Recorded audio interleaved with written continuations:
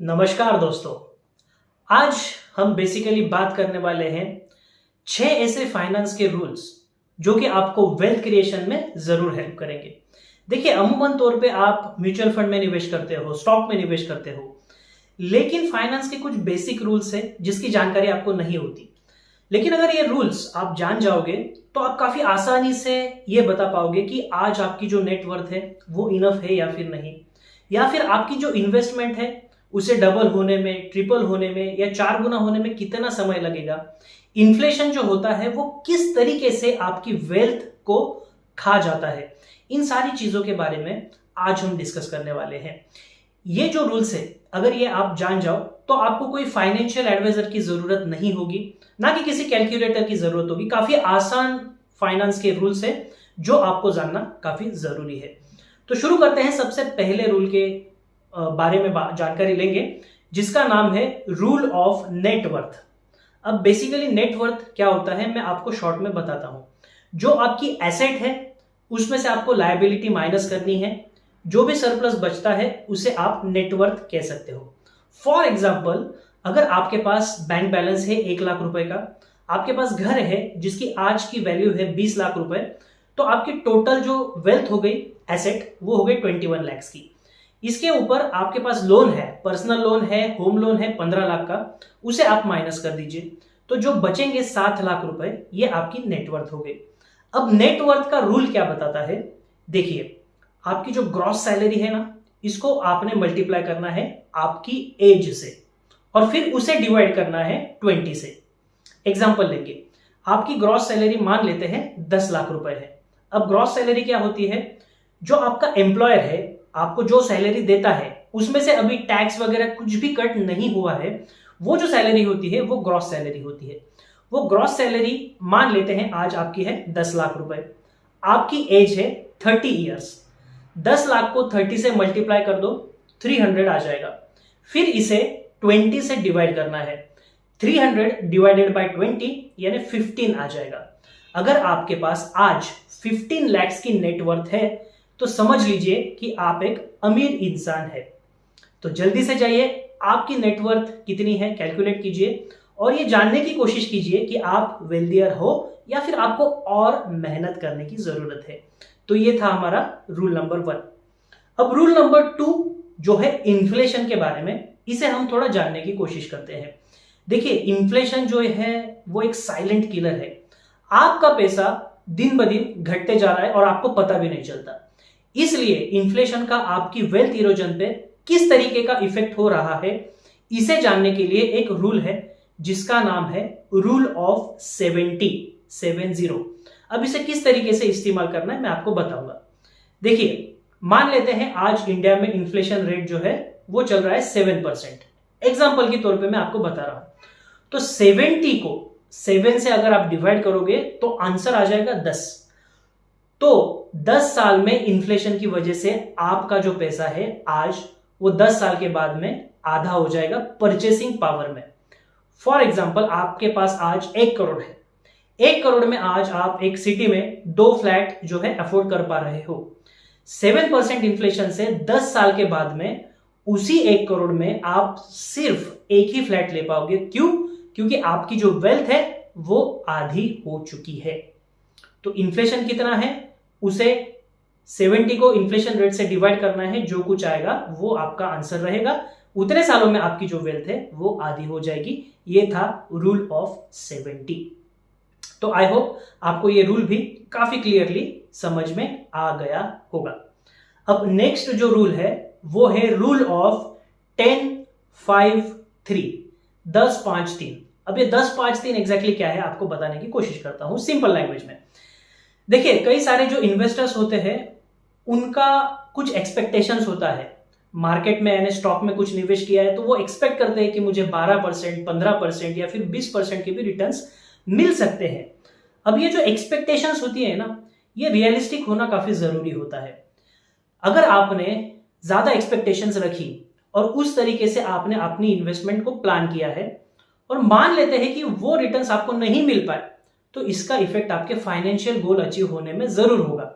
तो इसलिए आपको रियलिस्टिकली कितने रिटर्न्स कंसीडर करने चाहिए ये रूल आपको बताता है रूल ऑफ 10-5-3। 10% के रिटर्न्स आपको इक्विटी में लॉन्ग टर्म निवेश के बाद में एक्सपेक्ट करना चाहिए। अगर इससे ज्यादा मिल गए तो वो आपके लिए फायदेमंद रहेगा, लेकिन 10% अमूमन तौर पे आपको मिल जाएंगे।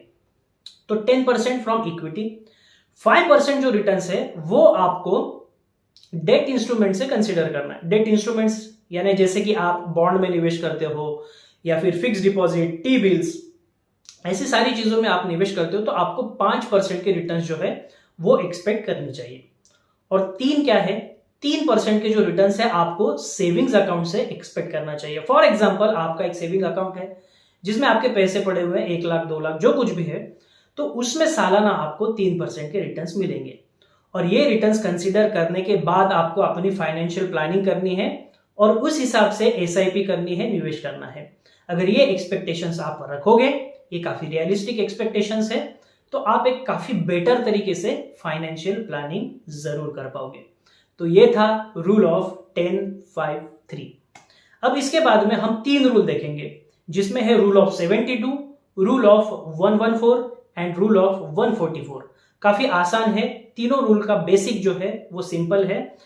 शुरुआत करते हैं रूल ऑफ 72 से। देखिए रूल ऑफ 72 क्या बताता है, ये आपको बताएगा कि आपकी जो लमसम इन्वेस्टमेंट है किसी भी इंस्ट्रूमेंट में वो कितने साल में 2 गुना होगी। 72 को आपको डिवाइड करना है आपके रेट ऑफ रिटर्न से। फॉर एग्जांपल आपने रिलायंस स्टॉक में पैसा निवेश किया या फिर निफ्टी 50 में पैसा निवेश किया है और आपको लगता है कि निफ्टी 50 12% से जो है वो ग्रो करेगी, तो आपके रेट ऑफ रिटर्न्स कितने हो गए 12%। 72 को 12 से आपको डिवाइड करना है, कितना आएगा 6। तो 6 साल में आपकी जो निवेश है वो 2 गुना हो जाएगी, ये कहता है रूल ऑफ 72।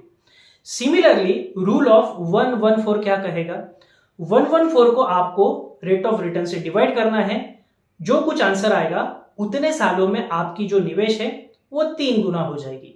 और सिमिलरली रूल ऑफ 144 कहता है कि आपको 144 को रेट ऑफ रिटर्न से डिवाइड करना है और जो कुछ भी आंसर आएगा उतने सालों में आपकी जो इन्वेस्टमेंट है वो 4 गुना हो जाएगी। तो इतना सिंपल है रूल ऑफ 72, रूल ऑफ 114 और रूल ऑफ 144।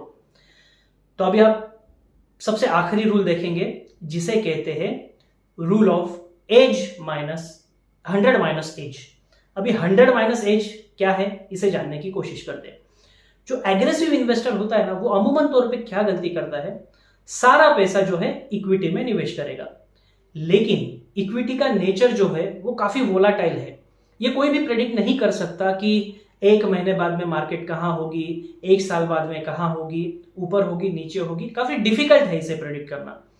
इसलिए अगर आपका 100% पैसा इक्विटी में निवेश है तो आपको काफी सतर्क होना पड़ेगा, क्योंकि मार्केट कहां जाएगी ये आपको नहीं पता। तो इस वोलेटिलिटी को मिटिगेट करने के लिए, आपकी रिस्क मैनेज करने के लिए आपको अपने वेल्थ का कुछ जो पोर्शन है आपके पोर्टफोलियो का उसे डेट इंस्ट्रूमेंट में निवेश करना काफी जरूरी है। अब डेट इंस्ट्रूमेंट्स कौन सी हो गई, जैसे कि बॉन्ड्स हो गए, टी बिल्स हो गए, जिसमें से आपको रिटर्न्स मिलते हैं गारंटीड। जी हाँ, रिटर्न्स कम होते हैं, 6% के होंगे, 7% के होंगे, लेकिन गारंटीड रिटर्न्स मिलेंगे। स्टॉक मार्केट से जो रिटर्न्स मिलते हैं वो ज्यादा मिलते हैं, लेकिन उसमें कोई गारंटी नहीं होती। तो आपको सिंपली क्या करना है, 100 में से आपका एज माइनस कर देना है। फॉर एग्जाम्पल आपका एज है 30 साल, 100 में से 30 माइनस कर दोगे तो कितना आएगा 70। तो 70% आपके पोर्टफोलियो का अलोकेशन आपने इक्विटी में रखना है, जो कि ज्यादा रिटर्न्स जनरेट करने में आपकी हेल्प करेगा। लेकिन बचा हुआ जो 30% है उसे आपको निवेश करना है डेट इंस्ट्रूमेंट्स में, जहां से आपको एक कंसिस्टेंट रिटर्न्स मिल पाएंगे, गारंटीड रिटर्न्स मिल पाएंगे। मान लेते हैं कि मार्केट गिर गई तो क्या होगा, आपका इक्विटी अलोकेशन कम हो जाएगा। उस समय आप रिस्क को मैनेज करने के लिए डेट पोर्शन से पैसा निकाल के इक्विटी में डाल सकते हो, एवरेजिंग कर सकते हो और लॉन्ग टर्म के लिए एक हेल्दी रिटर्न्स भी जनरेट कर सकते हो। ऐसा अमूमन तौर पे देखा गया है कि अगर साल में एक बार आप पोर्टफोलियो बैलेंसिंग करते हो तो आपका पोर्टफोलियो सेफ भी रहता है और अच्छे रिटर्न्स भी जनरेट करके देता है। तो ये जो 6 रूल्स थे फाइनेंस के, आपको जानना काफी जरूरी था। इसे रिवाइज कीजिए, अपने दोस्तों के साथ शेयर कीजिए और पसंद आया तो इस चैनल को प्लीज सब्सक्राइब कीजिए। हम फिर मिलेंगे नई वीडियो के साथ, तब तक के लिए bye bye, have a nice day.